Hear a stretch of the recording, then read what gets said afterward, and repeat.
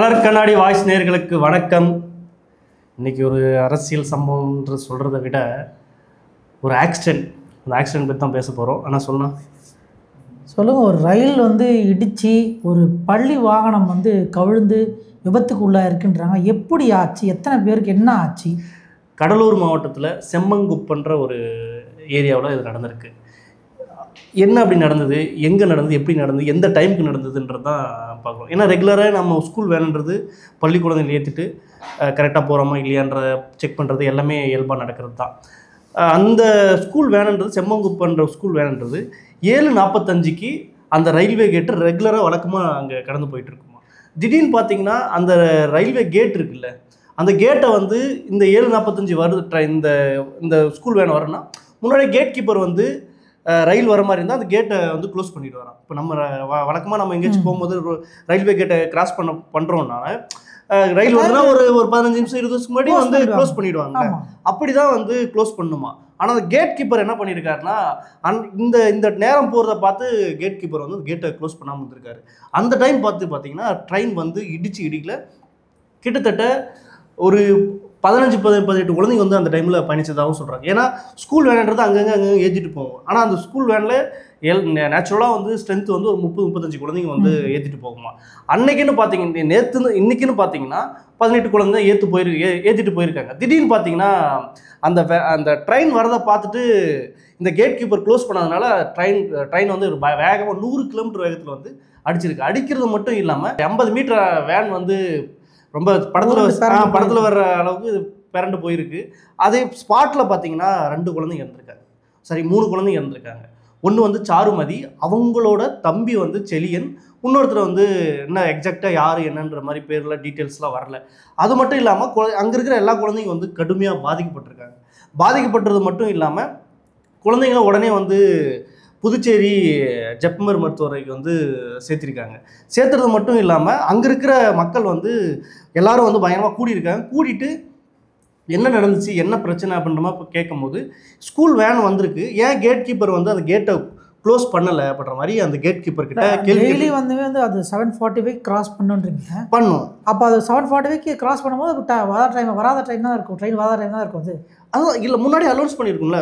என்ன ஒரு 15 மினிட்ஸ் இவர் கேட் நமக்கு ஒரு ரயில்வே கேட் இருக்குன்னா கேட் ஓப்பன் பண்ணலாம்னு நீங்கள் என்ன பண்ணுவீங்க? ட்ரெயின் வருமா வருதான்னு உங்களுக்கு தெரியுமா? தெரியாது. நீங்கள் பாட்டு வண்டி எடுத்து போயிடுவீங்களா? அப்போ அதுதான் கேட் கீப்பர். ஆமாம், கேட் கீப்பர்னு வச்சிருக்காங்க. அப்போ நீங்கள் ஒரு 1 hour ஒரு ½ hour முடிச்சு நீங்கள் க்ளோஸ் பண்ணி வச்சிருக்கணும்ல.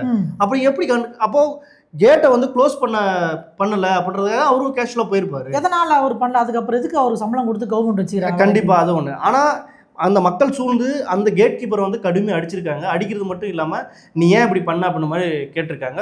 உடனே அந்த அடிப்பட்ட டிரைவர் இருக்கார்ல, டிரைவர்கிட்ட கேட்டிருக்காங்க, உங்களுக்கு தெரியலையா ட்ரெயின் வருது, உங்களுக்காச்சும் நீங்காச்சும் நிதானம் பார்த்து வந்திருக்கலாம்ல அப்படின்ற மாதிரி சொல்லியிருக்காங்க.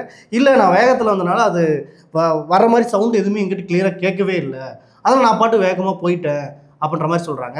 அது மட்டும் இல்லாமல் கேட் கீப்பர் இன்னொரு தகவல் என்ன சொல்கிறாருன்னா, அவர் எப்பவுமே ரெகுலராக வருது, வேகமாக தான் வருவார், எதுவுமே ட்ரெயின் வருதா இல்லையா எதுவுமே பார்க்க மாட்டார், கேட்டை க்ளோஸ் பண்ணிட்டு அவர் பாட்டுக்கு ஸ்பீடாக போயிடுவார் அப்படின்ற மாதிரி சொல்ல. அதே சமயம் ட்ரெயினே வரலன்னா கூட, ட்ரெயினே வரதுக்கு முன்னாடி ஒரு 15 நிமிஷம் கேட்டை க்ளோஸ் பண்ணால் கூட இவர் கேட் கீப்பர் த்ரெட்டன் பண்ணுவாராம், கேட்டை ஓப்பன் பண்ணி நான் போகிறேன் அப்படின்ற மாதிரி. கேட் கீப்பரை இந்த பஸ் டிரைவர்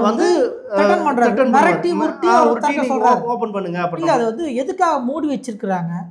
ஒரு ட்ரெயின் கிராஸ் பண்றதா மூடி வச்சிருக்காங்க. அதை நீ த்ரெட்டன் பண்ணி தரக்கிறதுக்கு எதுக்கு நீ பண்ற? இல்ல அதுல தான் ஒரு ட்விஸ்டும் இருக்கு. ஓப்பன் பண்ண உடனே அப்படிதான் ரெகுலராக போவாராம். இது தென்னக ரயில்வேயிலிருந்து இப்படி ஒரு தகவல் சொல்றாங்க. ஆனா விசாரிச்சு பார்க்கறதுல இவர் ஒரு இந்திக்காரரா. யாரு? கேட் கீப்பர் இந்திக்காரரா இருக்காரு.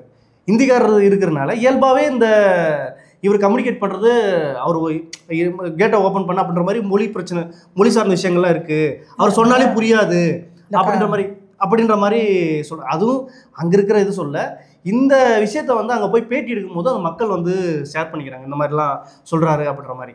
சரி, அது மட்டும் இல்லாமல் இவர் கேட்டை இது ஒரு எவிடன்ஸாக இருக்குது. செகண்ட் எவிடன்ஸ் என்னென்னா, கேட்டை அந்த வேனை இடித்த உடனே ஒரு 50 மீட்டருக்கு போய் தள்ளி விழுகும் போது அந்த கேட் கீப்பர் உட்காந்துட்டு வேடிக்கை தான் பார்த்துட்டு இருந்தார். அதில் அடிப்பட்ட ஒரு குழந்தை கேட்டிருக்காங்க. அந்த குழந்தை சொல்லுது, வேன் வந்து வெளியே போய் விழுந்தாலையும் கேட் கீப்பர் வந்து வேடிக்கை பார்த்துட்டு தான் இருந்தார் அப்படின்ற மாதிரி ஊடகங்களில் சொல்லியிருக்காரு. அப்போ எதை நம்புறது?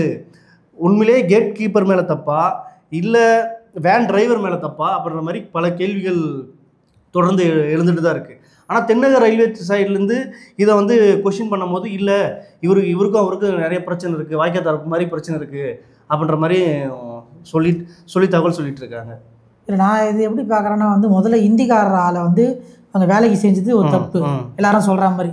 அதுக்கப்புறம் வந்து ஒரு டைமிங்கில் ட்ரெயின் கிராஸ் பண்ணுறதுன்னா, ஒரு தண்டவாளத்தை கிராஸ் பண்ணுறோன்னா எந்த ஒரு ஆளும் வந்து ஒரு மாடு கூட நின்று தான் பார்த்துட்டு போவோம்.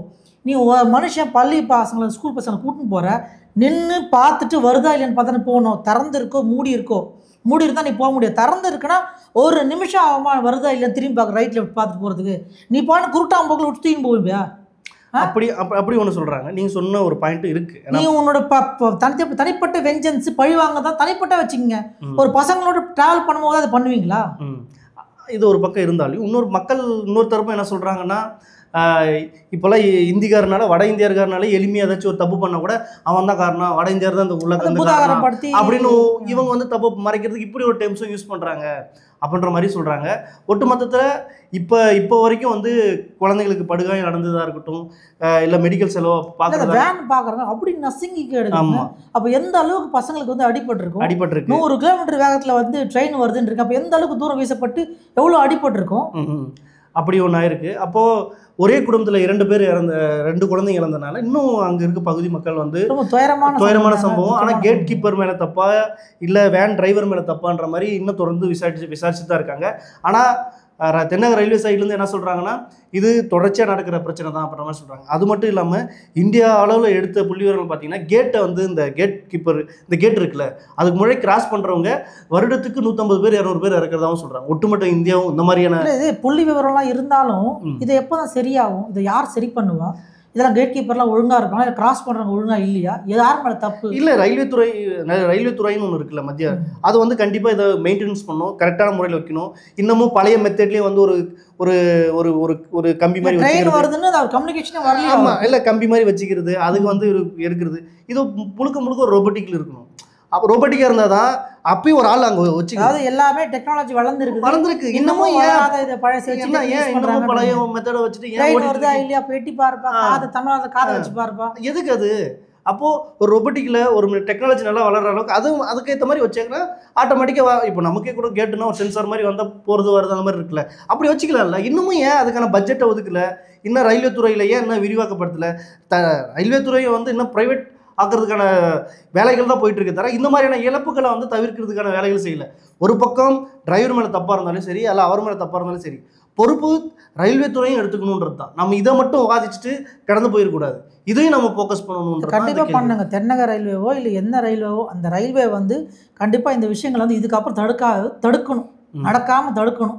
அதுக்கு என்ன பண்ணணும். அது இந்திக்காரன் வந்து இங்கே தமிழ்நாட்டில் வேலையை விட்டு அவன் சொல்கிறது இவனுக்கு புரியாமல், இவன் சொல்கிறது இவனுக்கு புரியாமல் என்ன நடக்குதுங்க இங்கே? இல்லை, அதுவும் பேசக்கூடிய விஷயந்தான். அடுத்தடுத்து பார்க்கலாம். ஏன்னா எப்படி இருக்குன்னா, ஏன்னா இங்கே இருக்கிற முதலமைச்சராக இருக்கட்டும், இல்லை பல்வேறு அரசியல் தலைவர்கள் வந்து கண்டனம் தெரிவிச்சிருக்காங்க.